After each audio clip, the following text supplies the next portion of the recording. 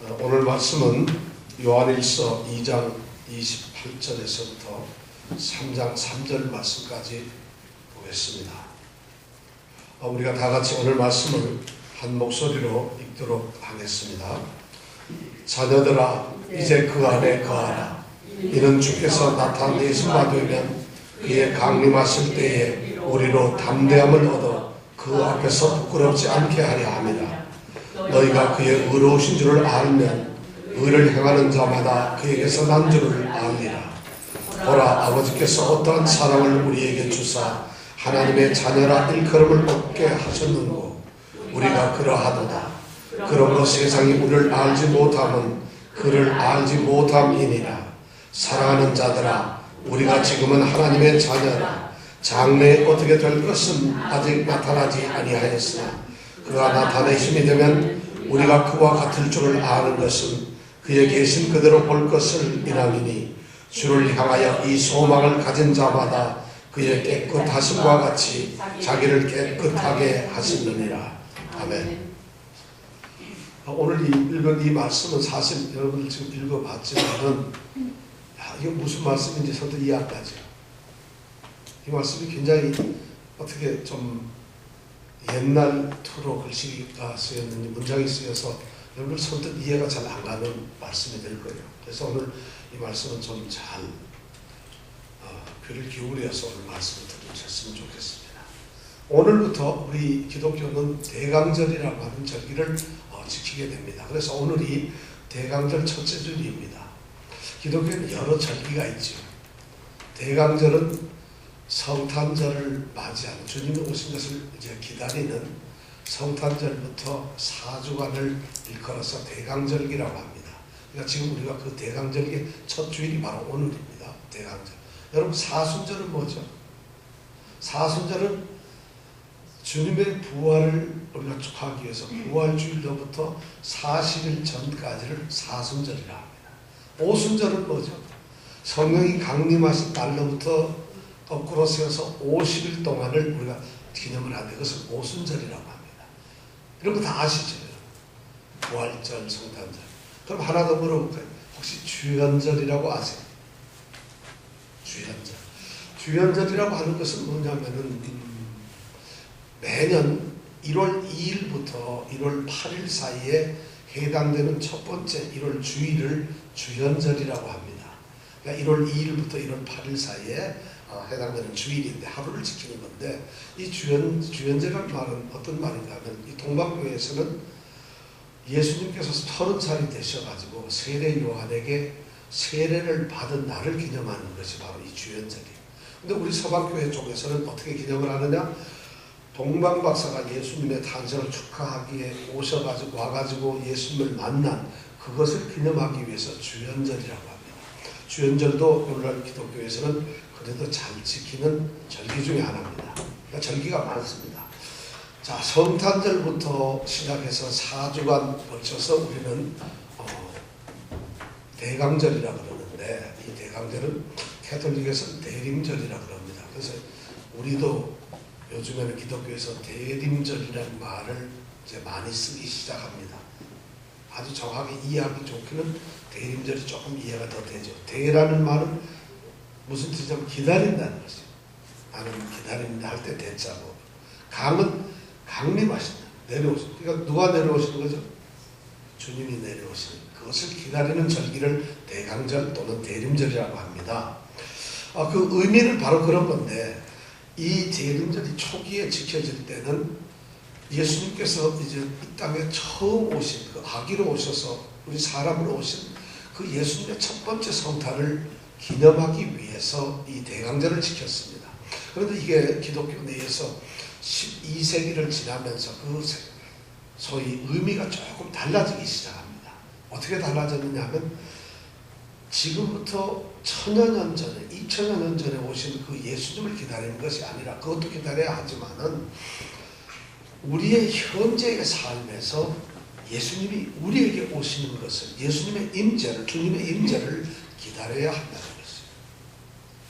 또 더 나아가서는 첫 오심이 아니라 다시 오는 세상 끝날에 마지막에 오시는 재림하시는 주님을 기다리면서 이 절기를 우리가 기념하자. 이렇게 이제 그 의미가 달라졌어요. 그래서 오늘날의 이 대림절이라는 의미는 재림 예수님을 기다리는 그런 의미가 훨씬 더 많이 가미되고 있습니다. 그래서 오늘 본문도 사실은 그런 겁니다. 오늘 말씀 가운데서 우리 성도들에게는, 그리스도인들에게는 소망이 있다고 지금 말씀을 하고 있어요. 어떤 소망이냐? 예수님께서 재림을 하신다는 것이. 말씀을 오늘 성경에서 쭉 보면은 28절에 주께서 나타내신 바 되었다는 것이. 그 다음에 그 뒤에 보니까 그의 강림하실 때 이렇게 말을 기록하고 있어요. 또 3장 2절에 보면은 장래라는 말이 나와요. 또 그가 나타내심이라는 말도 나옵니다. 또 3장 3절에 보면 주를 향하여 이 소망을 가진 자마다 이런 말이 나옵니다. 소망을 가졌다는 것이죠. 이걸 통틀어서 표현을 한다면은 예수님께서는 반드시 재림을 하신다는 것이고, 재림을 하시는 그 사건은 세상의 마지막 날에 있을 것이라는 것입니다. 그리고 주님의 재림은 우리 성도들, 예수를 믿는 모든 사람들에게는 가장 큰 소망이 된다는 것입니다. 여러분들 예수님이 오시면 좋겠어요? 기다려집니까? 안 기다려지시는 분도 있어요. 지금 오시면 큰일 나죠. 교통 타는 거 저거 다 써야 되는데 다 안 쓰고 쓰면 저거 어디 가겠어요? 사실 재림이 꼭 좋은지 어떤지 모르겠어요. 근데 재림은 반드시 주님께서 오시는 걸로 되어 있고, 세상의 마지막으로 오시고 끝에 오셔서 심판주로 또는 우리를 영광스러운 자리로 이끄시는 그러한 재림의 주님으로 오십니다. 그래서 성도들은 초대 성도서부터 오늘까지 기독교의 모든 성도들은 우리 주님의 오심을 기다립니다. 이 주님의 기다림을, 주님이 오시는 기다림, 주님을 기다리는 이 소망을 가진 것은 너무 소중합니다. 그래서 초대 이 교회에 크리소스톰이라고 하는 이 교부가 아주 유명한 교부가, 설교를 제일 잘하는 그런 교부가 있는데, 이 사람이 무슨 말을 했냐, 이런 말을 했어요. 우리를 멸망에 빠뜨리는 것은 죄악이라기보다는 오히려 차라리 이 절망이 더 우리를 죄악에 빠뜨린다. 우리가 멸망당하는 것이 죄를 지었기 때문에 멸망을 당한다는 것보다는 우리에게 소망이 없기 때문에, 그렇기 때문에 우리는 차라리 멸망이 된다는 것입니다. 기독교인들에게 소망을 없애버리면, 어떤 재림에 대한 그 기다림을 없애버리면 우리는 쓰러집니다. 그런데 그런 재림에 대한 기대가 없이도 늠름하게 살아가는 성도들이 많지요. 아니 생각조차 안 하거나 기다리지도 않는 그런 성도들이 많죠. 그런데 성경은 전체가 그런 것을 기다림의 이 말씀들로 가득 채워져 있습니다. 구약은 신약의 나타남을 기다리고 있었고, 신약은 다시 오는 예수님이 중점, 모든 것의 중부의 이 중심에 서 있어요. 그러니까 재림이라고 하는 것은 우리에게 너무 소중한 주님과의 만남의 시간이고 만남의 때가 되는 것이죠. 그러니까 성도들에게는 그 소망 때문에 살아가고 있다는 것이에요. 자, 그렇다면은 재림의 주님을 이렇게 소망하는 사람들, 그 사람들은 도대체 어떻게 살아야 할까? 우리가 오늘 이 말씀을 생각하는 이유는 기독교인에게 가장 중요한 것이 재림의 주님을 만나는 사건이에요. 재림의 주님이 만약 없다고 한다면 우리의 믿음의 결과가 뭐가 되겠습니까? 우리가 예수를 믿고 하나님의 자녀가 되었다는 의미가 무엇일까요? 그런데 재림하신 주님을 우리가 만나가지고 그분을 맞닥뜨리고 그분과 함께 어떤 사건이 벌어진다면 그것은 정녕 우리에게 가장 큰 소망이라는 것이죠. 그것 때문에 우리가 예수를 믿는 볼 수가 있겠죠. 자, 그렇다면 재림의 주님을 만나는 성도들은 어떤 삶을 살아야 하느냐? 오늘 28절에 보니까 첫 마디가 뭡니까? 그의 생명, 자신의 생명을 그리스도 안에다가 뿌리를 박는 것입니다. 오늘 말씀은 자녀들아 이제 그 안에 거하라 이렇게 말씀을 하고 있습니다. 자녀들아 이제 그 안에 거하라, 예수님 안에 거하라는 것이. 만일 이 세상이 그냥 지나가는 것에 불과하다면은, 또 그리고 지금이 만약 우리가 늘 얘기하는 대로 말세라고 한다면, 세상의 마지막이라고 한다면은 우리는 그러면 반드시 주님이 강림하실 거라는 것이, 그리고 주님을 만나게 될 것이라는 것이, 그런 소망을 가지고 우리는 살 수밖에 없어요. 그리고 또 그런 소망을 마땅히 가져야 합니다. 우리가 물론 이 땅에서 성경을 통해서 우리는 주님과 동행하는 삶을 살고 있어요. 그런데 이 동행하는 삶이 여기에서 끝나는 것이 아니라 재림하신 예수님을 만나 영원한 세상에서 새로운 생명으로 재림의 주님과 함께 그렇게 살아가는 영광스러운 날이 우리에게 있다는 것입니다. 그런데 오늘 성경 말씀에 보니까 28절에 보니까 주님의 재림 시에는 만딱뜨리는 성도들의 이 태도가 두 가지가 나온다고 되어 있어요. 하나는 뭐하냐? 예수님을 재림한 예수님을 만나는 성도가 담대하다는 것이죠. 주께서 나타내신 바 되면 그의 강림하실 때 우리로 담대함을 얻어 그렇게 되어 있어요. 어떤 사람은 담대함을 얻는다는 여기서 담대하다는 건 뭐 배짱이 좋다 이런 뜻이 아니라 재림하신 주님을 딱 보게 되니까 아무런 부끄러움이 없이 기쁜 마음으로 자유롭게 뛰어가가지고 예수님을 만나고 예수님께 말을 걸고 예수님을 환영하고 반갑습니다 하고 이렇게 외워다니는 이런 것을 담대하다 그래요. 그러니까 예수님, 재림하신 예수님을 우리가 맞닥뜨린다면 수줍어하거나 부끄러워하거나 피하거나 그럴 필요가 없다는 것이죠. 예수님을 기다렸기 때문에 그분을 만나는 것이 우리에게 너무 영광스러운 일이기 때문에 아주 기쁜 마음으로 그분에 나가서 말씀을 듣고 따라간다는 것이죠. 이것이 바로 담대한 모습이라는 것이죠. 어떤 성도들은 그렇게 예수님을 만나기를 기다리고 있는데 오늘 또 다른 말씀을 보니까 담대함을 얻어 그 앞에서 부끄럽지 않게 하려 함이라. 어떤 사람은 부끄러워한다는 것이죠. 두려움이 있어요. 예수님을 만나는 순간 두려움 때문에 예수님을 만나러 못 가는 것이 두려워요. 내가 예수님과 함께 살지 않았기 때문에 그 예수님이 나를 모른다고 부정할까봐 그것이 두려워서 예수님을 만나는 것이 우리가 부끄럽단 말이에요. 두렵다는 거예요. 가지 못하는 거예요. 자, 그러면 재림하시는 예수님을 만나는 성도들 이 두 모습에서 우리는 어떤 모습을 가져야 할까요? 만약 우리가 담대한 모습으로 주님을 기꺼이 환영하면서 기쁘게 나아갈 수 있다면 그런 사람은 도대체 어떤 삶을 살았기 때문에 그렇게 될까? 오늘 말씀해 보니까 그러려면 그 안에 거해야 된다는 것입니다. 그리스도 안에 살아야 된다는 것입니다. 이 그리스도 안에 산다. 여러분, 그리스도는 눈에 보이지도 않고 그리스도는 이미 하늘에 계셔 재림을 하신다고 하는데 도대체 그리스도 안에서 어떻게 살 수가 있겠어요? 여러분 그리스도 안에 살고 있나요? 돈 안에 사는 건 좀 가능해요. 어떤 힘이나 명예나 권력이나 어떤 쾌락 속에서 사는 건 우리가 쉬운데 그리스도 안에서 산다. 교회에서 가장 잘 말해 그리스도 안에 있어요. 그리스도 안에 어떻게 있어요? 이거 굉장히 어려운 거예요.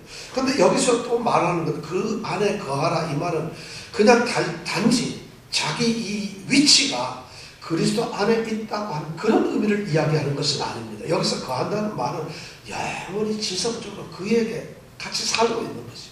다시 말해서 그 사람의 삶의 그 이념이나 삶의 그 가치나 삶의 원리가 그리스도라는 말이에요. 그리스도가 주신 생명이라는 말이에요. 그렇게 살아가는 것을 말해요. 그러면 좀 이해가 되죠.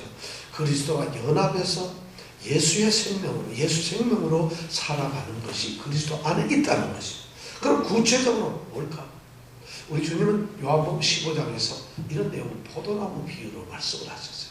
예수님이 포도나무예요. 그럼 우리는 가지죠. 가지가 포도나무에 붙어 있어요. 그러니까 가지는 포도나무로부터 영적 생명을 공급받습니다. 영적인 우선 우리가 음식들을 공급받습니다. 영적인 건강함도 공급을 받습니다. 그것이 예수님 안에 살아가는 모습이라는 것이에요. 어떻게 그렇게 살 수 있을까요? 어떻게 여러분 예수님 안에 거할 수 있겠어요? 성경을 매일 읽으면 예수님 안에 거할 수 있을까요? 아니면 하루에 기도 10시간씩 그냥 나무 뿌리 잡고 기도하면 우리가 예수님 안에 거하는 사람이 될까요?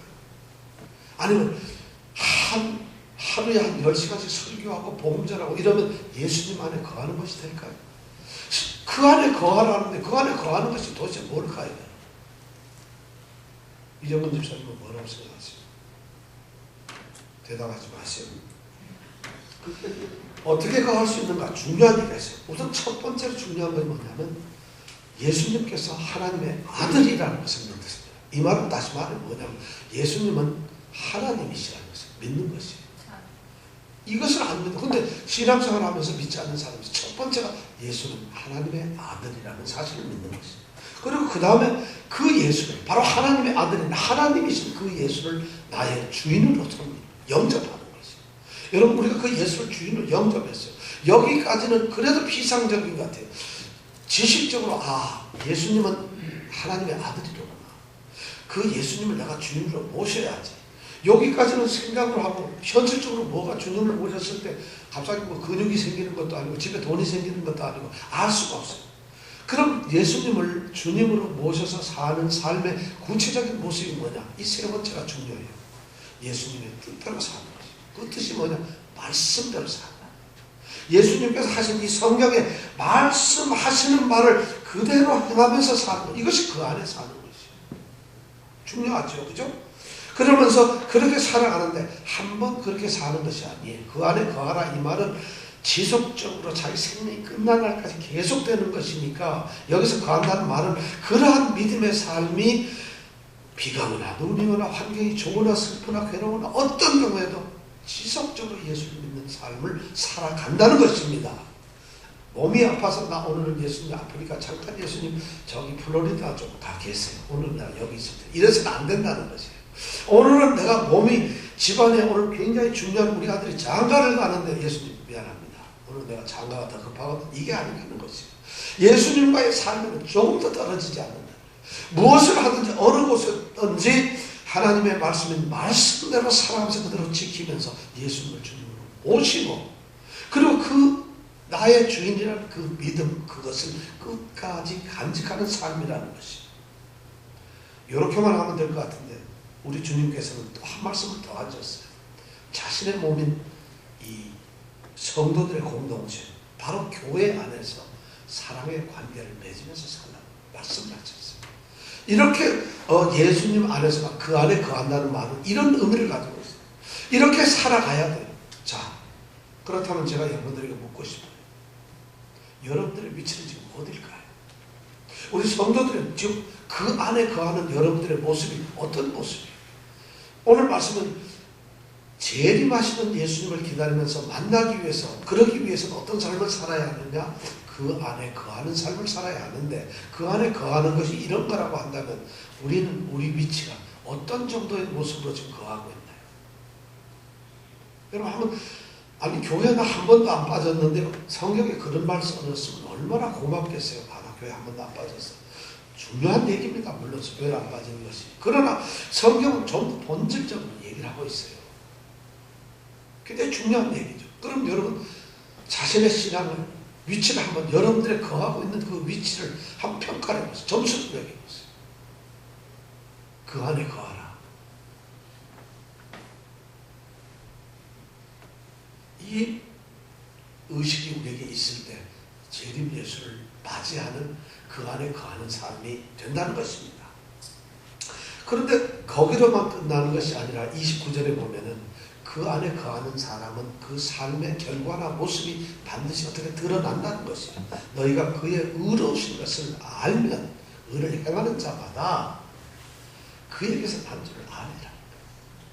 우리가 살아가는데 하나님은 의로우신 분이에요. 하나님은 의로우신 분이다. 우리 주님은 의로우신 분이다. 이 사실을 알게 되면 우리가 그것을 깨닫고 그것을 알면서 살아가는 사람이라면 이 세상에서 의를 행하는 사람들 모두가 저 사람 하나님의 사람이구나. 하나님의 자녀구나. 하나님께로부터 난 사람이로구나. 이런 것을 안다는 것이에요. 오늘 굉장히 중요한 거죠. 우리 성도들은 이런 삶을 그 안에서 거하는 삶을 살게 되면 결과적으로 두 가지 중요한 것이 뭐냐. 하나님이 의롭다는 것을 고백하게 된다고 오늘 말씀을 했어요. 그렇게 되면 의로운 행위가 반드시 나올 수밖에 없어요. 그러니까 이 의로운 행위라고 하는 것은 지금 그 사람이 그리스도인이고 그리스도의 성도로서 살고 있다는 것을 증명하는 거죠. 그러니까 그 안에서 거하는 사람은 어떻게 의로운 삶의 모습이 반드시 드러나야 된다는 것입니다. 어떤 사람이 예를 들어서 성도가 됐어요. 그래서 의로운 그런 삶의 모습, 행동을 보인다고 한다면 우리는 그 사람이 이 사람은 이제 새로운 어떤 성품, 새로운 그런 마음가짐, 새로운 태도로서 그런 삶을 살아가고 있구나 하고 우리가 금방 알게 됩니다. 이 말을 우리가 오해하는데 사람들이 의를 행함으로써 하나님의 자녀가 된다는 그런 말은 절대 아닙니다. 의를 행하는 사람은 이미 하나님의 자녀가 되었다는 것이에요. 의를 행하기 때문에, 내가 의로운 사람의 모습을 가지고 있기 때문에, 그렇게 함으로써 하나님이 보고 아, 의롭구나, 그럼 너는 나의 자녀다, 이렇게 하는 것이 아니라 하나님의 은혜로 무조건적으로 우리는 하나님의 자녀가 되었는데, 자녀가 된 사람은 선한 이 의로운 행위를 한다는 것이에요. 그게 결과로 한다는 것이에요.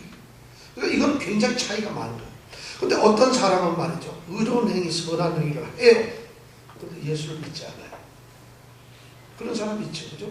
아주 선한 사람이 굉장히 도덕적으로, 윤리적으로 좋은 평가를 받는 그런 의로운 사람, 의로운 행동을 하고 사는 사람이 있어요. 또 어떤 사람은 믿음이 아주 굉장히 많다고 주장하고 자랑하고 믿음이 있는 것처럼 하면서도 의로운 대로 선한 삶을 살지 않는 사람이 있어요. 이건 전부 다 잘못된 것이죠. 그렇죠? 참된 믿음은 뭐냐면, 언제나 참된 이 성도, 참 성도라는 건 뭐냐면 선한 행위를 반드시 가져오게 되어 있는데, 이건 뭐냐, 믿음이 있음을 고백함과 동시에 의로운 삶까지도 살아가는 것이라는 거죠. 이것이 바로 참된 성도, 참된 믿음이라고 하는 것이죠. 그러니까 선한 행위를 하는 것은 사실 의로운 행위를 하는 거, 의로운 삶을 살아가는 거, 이거는 말이죠, 그리스도인이라고 하는 것을 증명하는, 반드시 그렇게 표시를 내는 그런 증거라는 것입니다. 이것이 그렇게 안 하면 안 돼요. 그런데 이런 사람이 그렇지 못하다면은 재림하시는 예수님을 만나는 그 순간에 나의 믿음과 나의 행위가 어딘지 모르게 기울고 부족한 것이 드러나면은 주님을 만나는데 부끄러워질 거라는 것이, 반드시 부끄러워질 거예요. 자, 여기까지가 28절 29절의 말씀인데, 그렇다면은 우리가 궁금한 게 있어요. 도대체 재림의 주님을 간절히 소망하는 사람들은 누구인가? 어떤 사람들이 그런 예수님의 재림을 기다리고 예수님의 재림, 예수님을 만나길 기뻐하는 사람들은 도대체 어떤 사람들일까? 오늘 3장 1절 2절에 보니까 바로 그 사람들은 다름 아닌 하나님의 자녀라는 것이에요. 하나님과의 관계가 뭐냐면 아버지와 자녀의 관계를 가지고 있는 사람들이라는 것이에요. 보라, 아버지께서 어떠한 사랑을 우리에게 주사 하나님의 자녀라 일컬음을 얻게 하셨는고, 이렇게 나오잖아요. 그죠? 보라, 이렇게 얘기하는 거죠. 우리는 지금 뭐예요? 하나님의 자녀라고 하죠. 2절에 가면 뭐라고 그랬어요? 사랑하는 자들아, 우리가 지금은 하나님의 자녀다, 이렇게 얘기를 하고 있어요. 그럼 우리는 지금 뭐예요? 하나님의 자녀예요. 우리가 지금, 여러분들 오늘 지금 굉장히 자녀라니까 인상 팍 쓰시는 분이 있는데, 자녀라니까요. 여러분도 자녀고 저도 자녀예요. 자, 우리가 자녀인데, 우리는 과거에 어떻게 어느 한 시절에 나는 하나님 자녀 경험을 잠깐 했거든요. 근데 지금은 잘 모르겠어요. 이런 일은 있을 수가 없다는 거죠. 또 이 하나님의 자녀라는 말씀, 오늘 말씀을 보니까 그리스도 안에 있는 사람들은 지금 하나님의 자녀라는 것이죠. 그러니까 먼 미래의 어느 순간에 그때부터 하나님이 너 괜찮으니까 내가 너를 자녀로 삼겠다, 이것이 아니라는 거죠. 더더구나 주님이 재림하시는 그 순간에 내가 하나님의 자녀가 되는 것은 결코 아니라는 것이에요. 이미 우리는 하나님의 자녀인데, 자녀이기 때문에 주님의 재림의 주님을 만난다는 것이죠. 그죠? 그렇다는 거죠. 자, 그럼 우리는 어떻게 하나님의 자녀가 되었을까요? 오늘 성경 말씀을 보니까 보라, 아버지께서 어떠한 사랑을 우리에게 주사 하나님의 자녀라 일컬음을 받게 하셨다, 이렇게 말을 하고 있잖아요. 자, 그럼 하나님의 자녀가 된 아주 중요한 단어가 두 가지가 나와요. 하나님의 자녀가 우리가 선택되었는데, 누가 선택했느냐? 하나님이 선택했다. 이것은 세상의 이치하고 똑같아요. 우리가 부모를 선택할 수 있나요? 여러분, 부모를 선택할 수 있어요. 만약 부모를 선택한다면 나는 세종대왕 같은 사람을 좀 선택하고 싶어요. 이순신 장군도 좀 괜찮고. 우리는 부모를 선택할 수가 없어요. 자녀들 어느 누구도 부모를 선택할 수 없어요. 성경도 마찬가지 그런 얘기를 하십니다. 하나님께서 자녀를 선택하셨어요. 하나님이 자녀를 선택했는데 그 선택한 대상이 누구냐? 바로 여러분들이에요. 하나님이 선택하셨어요. 선택의 주체는 하나님이시다. 그런데 하나님은 그럼 무슨 기준으로 도대체 어떤 선택의 동기를 가지고 선택을 하셨을까? 사랑이다. 하나님의 사랑으로 선택을 하셨어요. 그런데 오늘 말씀해 보니까 아버지께서 어떠한 사랑으로 우리를, 어떠한 사랑, 이 표현이 아주 재미있잖아요. 영어 성경에 보면 how great 뭐 이렇게 나가면 이해가 되는데 우리 말은 어떠한 사랑으로 하나님이 도대체 우리를 사랑한 그 사랑이 어떤 것이냐 이런 말이에요. 마태복음 8장에 보면 예수님이 제자들과 같이 이제 배를 타고 갈릴리 바다를 지나는데 풍랑이 갑자기 일어나요. 예수님이 주무셨죠. 제자들이 깜짝 놀라 예수님을 깨웁니다. 예수님 이렇게 주님 이렇게 선생님이 큰일 났어요. 주님이 일어나시더니 가만히 바다야 바람과 바다야 잔잔할지어다. 이렇게 잔잔해져 버려요. 8장 27절에 보면 제자들이 깜짝 놀라서 도대체 이 사람이 어떠한 사람이기에 바람과 바다가 순종을 하는가 이런 말을 해요. 거기에서 어떠한이란 말이 바로 여기에 어떠한 사람과 똑같은 단어예요. 자 그럼 어떠한이란 말이 무슨 말이냐면 이 어떠한 사랑이란 말은 하나님이 이 쏟아주신 우리에게 쏟아주신 그 사랑이 어떠한이라는 표현을 썼다는 건 이거는 좀 이국적, 외국에서 쓸 수 있는 이국적이다 이런 의미를 가지고 있어요. 좀 낯선 것들, 우리가 경험해보지 못했던 것들, 우리가 상상하지 못했던 것들 이런 뜻으로 포타펜이라는 단어를 쓰는데 그런 의미를 가지고 있어요. 그러니까 상상 못한 예측할 수 없는 우리가 도저히 그려내고 알래야 알 수 없는 그런 사랑으로 우리를 하나님의 자녀로 일컬어받게 했다. 그 사랑이 뭐겠어요? 하나밖에 없는 자기 아들을 우리를 위해서 죽게 하는 것이죠. 그 사랑의 표현, 여러분이 이런 제가 보기에도 인류의 역사나 어떤 곳에서 자기 아들을 죽게 하는 그런 사랑을 쏟는다는 것은 상상하기 힘든 것이고 바로 이 사도 요한은 3장 이 1절에서 그것을 쓰고 있는 거예요. 어떠한 사랑을 우리에게 주사 하나님의 자녀를 일컬음 얻게 하였는가 하고 감탄을 하면서 얘기를 하고 있어요. 그러면서 우리가 바로 그 자녀라는 것이죠. 오늘 3장 1절에 보면 우리가 그러하도다. 이 말은 이 성경 우리는 참 감동도 없게 생각하는데 우리가 그러하도다 이 말은 바로 우리가 그 사람이라는 것이죠. 우리가 바로 하나님의 자녀, 어떠한 사람, 상상도 못한 경이적인 특별한 그런 사랑에 의해서 우리가 하나님의 자녀로 칭함을 받게, 하나님의 이름을 갖게 되었다. 이제는 우리가 하나님의 이름으로 불림을 받는 것이 하나님의 자녀로 일컬음을 받았다는 그런 뜻이에요. 그리고 우리가 하나님의 자녀가 되었다는 것은 우리가 하나님과 지위가 같아져 동등한 직분을 가지고 있다. 그런 사람들이 되었다는 것이죠. 엄청난 일을 우리에게 주셨다는 것이죠. 이렇게 하나님의 자녀가 된 사람은 바로 그 사람들이 우리예요.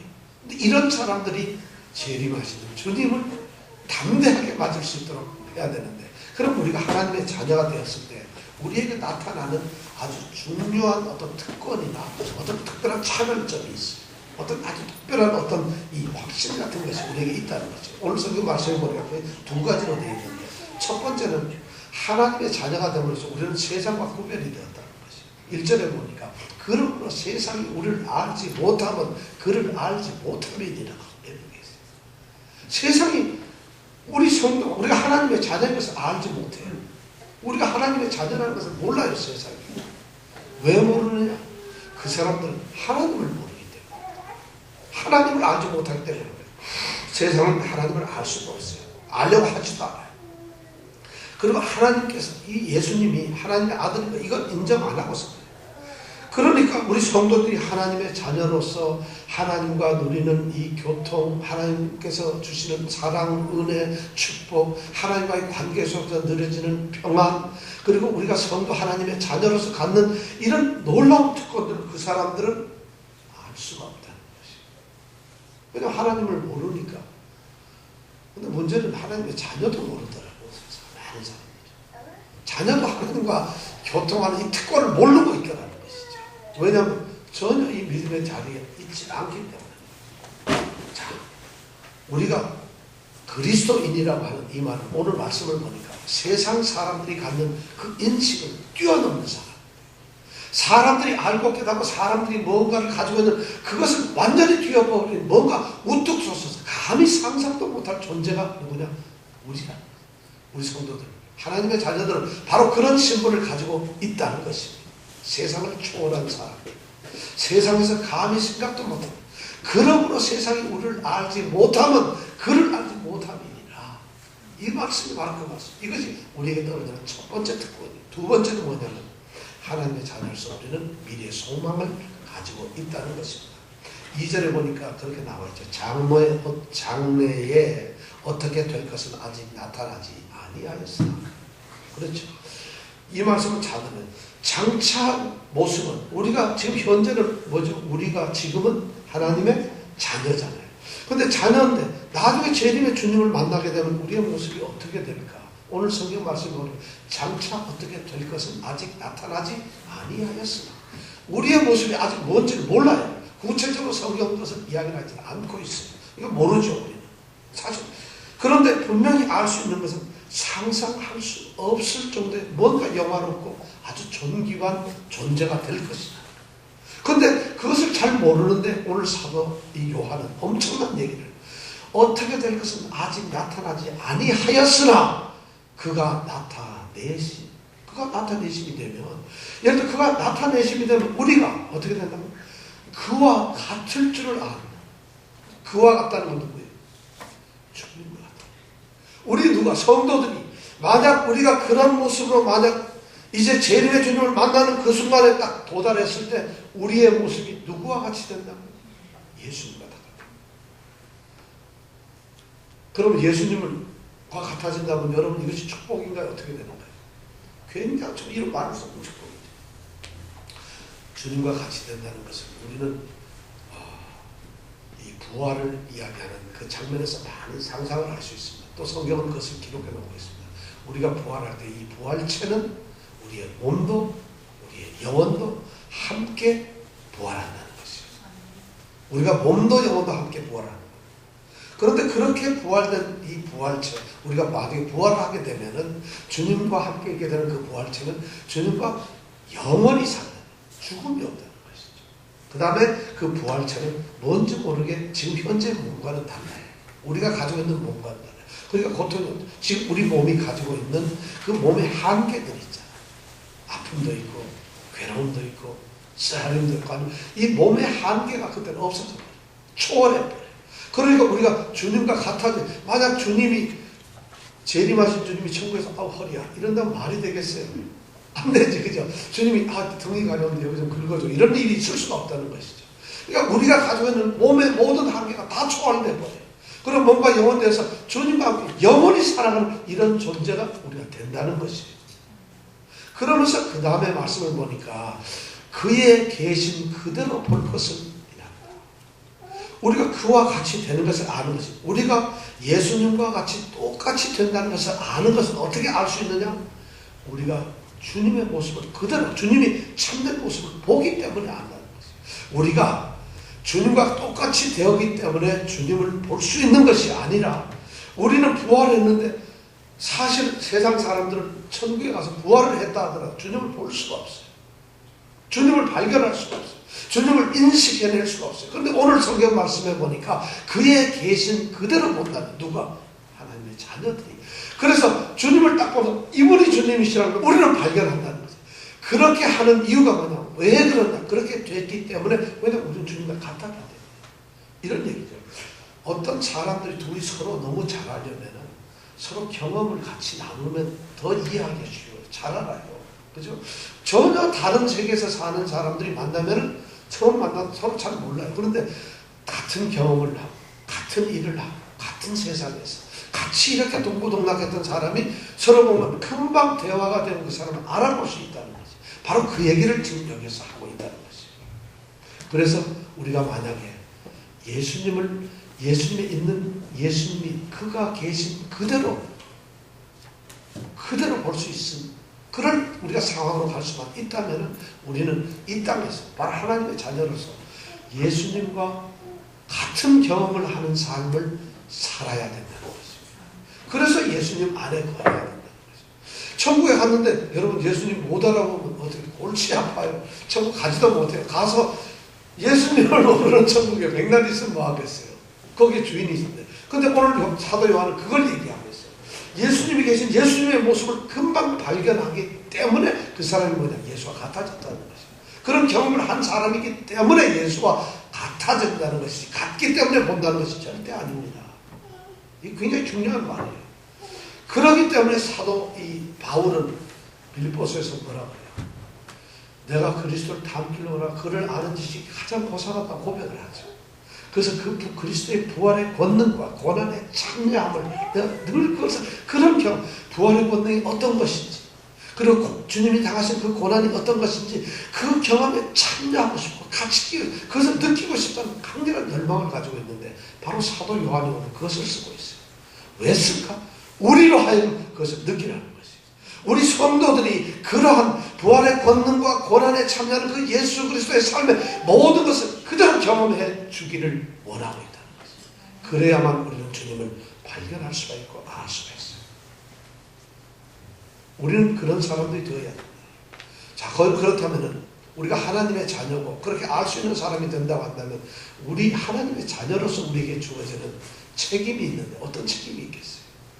그것이 3장 3절에 나와요. 주를 향하여 이 소망을 가진 자마다 그의 깨끗하신 같이 자기를 깨끗하게 하느니라. 주를 향한 이 소망이 있어요. 예수님을 향한, 내가 예수님 금방 예수님 재림하시면 바로 알아볼 수 있어요. 그리고 예수님과 영원히 다른 그런 참 예수님과 같게 되는 축복을 누릴 수가 있어요.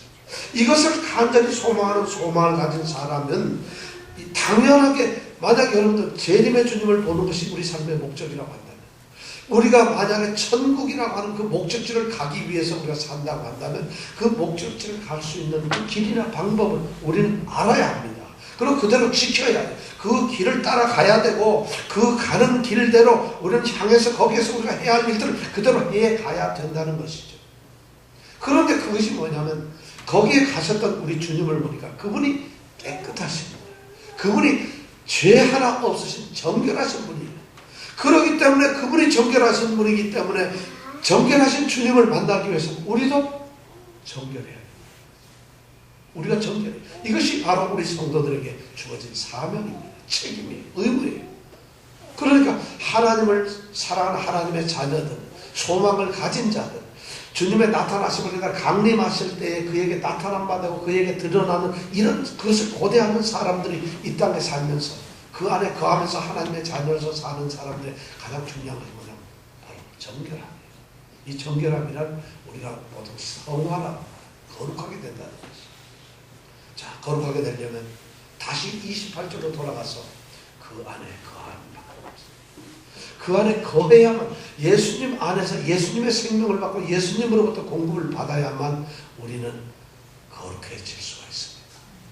포도나무 위에서 예수님은 말씀을 하시죠. 나를 떠나서는 너희가 아무것도 할 수 없습니다. 나를 떠나서, 예수님을 떠나서 너희가 아무것도 할 수 없습니다. 그러면 우리가 천국을 간다면 예수님을 떠나서는 아무것도 할 수 없어요. 예수님을 떠나서도 할 수 있는 사람이 있을까요? 없을까요? 있어요. 예수님이 원하지 않는 것을 하기 때문에 그 사람은 멸망의 길로 가는 것이죠. 예수님 안에 있어야만 예수님이 원하시고, 나를 떠나서 너희가 아무것도 할 수 없어요. 여기서 아무것도라는 것은 예수님이 원하시는 것, 예수님의 뜻, 예수님께서 우리 성도들에게 반드시 요구하는 그것을 할 수 있다는 것이에요. 예수를 떠나서도 도둑질도 할 수 있고 살인도 할 수 있고 나쁜 짓 얼마든지 할 수 있잖아요. 예수 안에 있게 되면 거룩함, 깨끗함을 우리가 얻을 수 있다는 거예요. 그래서 성도들은 그의 안에 거하는 것이 첫 번째. 두 번째는 뭐냐? 이렇게 깨끗하게 되는 것은 오늘 어떻게 한 번 깨끗했거나 지금 어떤 한순간, 한 달간, 두 달간 날짜를 정해놓고 이렇게 하는 것이 아니라 재림의 주님을 만나는 그때까지 계속해서 이 깨끗함은 가야 됩니다. 이것을 우리는 성화라고 합니다. 그래서 재림의 주님을 만나는 그 순간 우리가 영광스러운 모습으로 달라진다는 것이에요. 그러니까 우리가 성화된 거룩한 모습은 여기서 여러분 작정해가지고 야, 독도인들 이번에 50일 동안에 우리가 다 거룩해졌다. 천만의 말씀이에요. 그것은 긴 여정, 우리가 믿음의 삶을 살아가고 주님을 만나는 그 순간까지의 긴 여정 중에서 훈련의 과정입니다. 그러니까 우리는 끊임없이 주님을 기다리면서 그 길을, 주님을 얼굴을 대면하여 주님을 보는 그 순간까지 우리는 정결함을 지켜야 됩니다. 그러면 그 정결함은 도대체 언제 완성이 되나요? 바로 그때 완성입니다. 주님을 face to face, 얼굴로 주님을 볼 때 그때 우리가 비로소 정결한 사람들이 된다는 거죠. 완성이 된다는 거예요. 그런데 어떤 종파에서는, 어떤 사람들은 이 초기 이 정결주의라고 하는 그런 말이 있는데 예수를 믿고 성령이 탁 임하고 나서 바로 우리가 정결하게 된다는 것이죠. 천만의 말씀이죠. 우리의 정결함은 아직도 우리는 죄성을 가지고 있는 그런 모습들이잖아요. 그러니까 끊임없이 우리 자신을 쳐서 목적시켜서 날마다 정결하게 되어서 그렇게 주님의 재림되는 그 순간까지 그렇게 살아갑니다. 그래가지고 주님을 보는 그 순간에 우리의 정결함이 완성된다는 것이에요. 오늘 그 말씀을 이 성경 말씀 2장 28절에서 3장 3절까지 말씀에서 나옵니다. 자, 여러분들에게 이제 마지막 말씀을 드립니다. 여러분들은 하나님의 자녀입니다. 여러분 기억하십시오. 여러분들의 신앙의 위치가 어디쯤 될까요? 근데 여러분들 우리가 은식하고 의식하지 못하는 우리의 자존감, 이 자긍심이 부족한 것이 우리가 하나님의 자녀라는 것이죠. 우리는 자녀라는 말 너무 쉽게 생각해요. 자녀를 삼으신 분이 바로 하나님이시죠. 아까 말씀드린 하나님께서 우리를 자녀로 삼기 위해서 우리에게 쏟으셨던 것이 바로 어떠한 사랑이냐. 상상할 수 없는 사랑 같습니다. 이것이 우리에게 느껴지면 우리가 하나님의 자녀라는 이 신분이, 이 호칭이, 이러한 자격이 얼마나 대단한지 몰라요.